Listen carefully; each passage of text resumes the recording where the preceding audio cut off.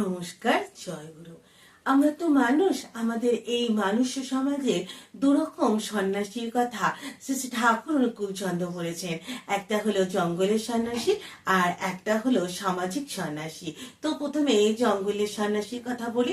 জঙ্গলের সন্ন্যাসী হলো যারা নিজেদেরকে সমৃদ্ধ করার জন্য কোনো জঙ্গলে বা হিমালয়তে গিয়ে সাধনা করেন। তারা হয়তো এই পৃথিবীতেই জন্মগ্রহণ করেছেন, এই মাটিতেই তাদের জন্ম। তারা এই যে আমরা সামাজিক জীবনের যে ভোগ বিলাস আনন্দ এই সমস্ত কিছু থেকে নিজেদেরকে মুক্ত করে মুক্ত করে তারা হিমালয় গিয়ে সাধনা করেন। তারা এই ভোগ বিলাস থেকে নিজেদের মুক্ত করেন। তার কারণ আমাদের প্রত্যেকটা মানুষের কিন্তু একটা সুপ্ত ইচ্ছা যে আমরা মোক্ষ লাভ করব।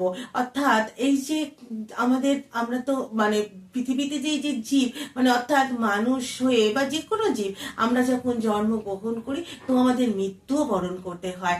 আবারও কিন্তু আমরা জন্মগ্রহণ করব, আবারও আমাদের মৃত্যু বরণ করতে হবে। তো এই যে কাল চক্র, যাওয়া আসার চক্র, এই চক্র থেকে আমরা মুক্তি পেতে চাই। তাই আমরা ঈশ্বরের সাধনায় সমস্ত ভোগ বিলাসকে পরিত্যাগ করি। কিন্তু আমরা হয়তো সেই সন্ন্যাসীরা হয়তো নিজেদেরকে সমৃদ্ধ করে, তারা নিজেরা হয়তো সত্যি ঈশ্বরের দর্শন পায়, সত্যি হয়তো তাদের জীবনে মোক্ষ লাভ হয়। কিন্তু তারা তো এই পৃথিবীতেই জন্মগ্রহণ করেছেন, এই মায়ের কোলেই তো জন্মগ্রহণ করেছেন। তারা সমাজকে উপেক্ষা করেন।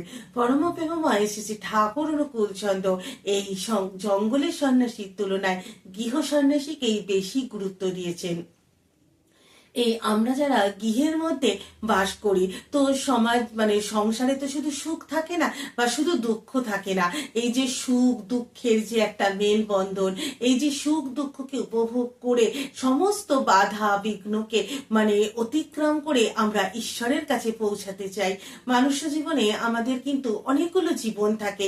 আমাদের সামাজিক জীবন, আমাদের পারিবারিক জীবন, আমাদের রাজনৈতিক জীবন, আমাদের শিক্ষা জীবন। প্রত্যেকটা জীবনের যে যন্ত্রণা থাকে, যে দুঃখ থাকে, তাকে অতিক্রম করে আমরা সেই সুখকে খুঁজে নেই এবং ঈশ্বরের পথে আমরা চলি।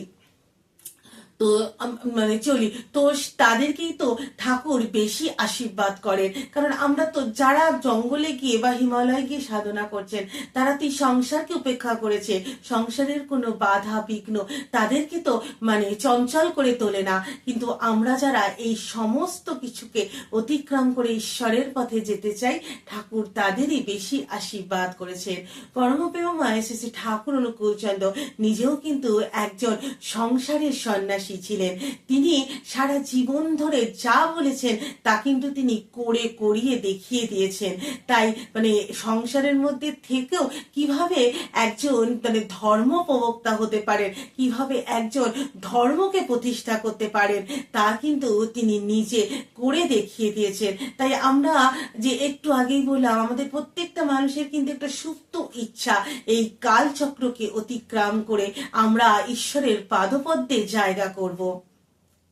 তাই আমরা যারা সংসারের মধ্যে থাকি আমরাও যদি সঠিকভাবে যজন যাজন ইষ্টভীতি পরায়ণ হই এবং খুব ভালোভাবে আমাদের যে জীবনটাকে ধর্মের সাথে প্রতিপালন করতে পারি, তাহলে কিন্তু আমরাও একদিন সেই ঈশ্বরের পাদপদ্মে জায়গা পাব এবং এই সমাজকেও পরিশুদ্ধ করতে পারবো।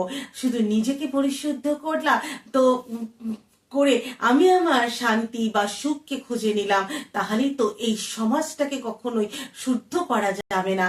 কারণ ঠাকুর চেয়েছিলেন প্রত্যেকটা মানুষ যাতে পরিশুদ্ধ হয়, প্রত্যেকটা মানুষ যাতে জীবনের যে আনন্দ বা জীবনের যে কষ্ট সমস্ত কিছুকে অতিক্রম করে আমরা ঈশ্বর পরায়ণ হই। তবেই তো সমাজটা সুন্দর হয়ে উঠবে, তবেই তো আমাদের যে সংসার জীবন সেটা সঠিক অর্থে প্রভাবিত হবে। আজ এই পর্যন্তই। নমস্কার, জয়।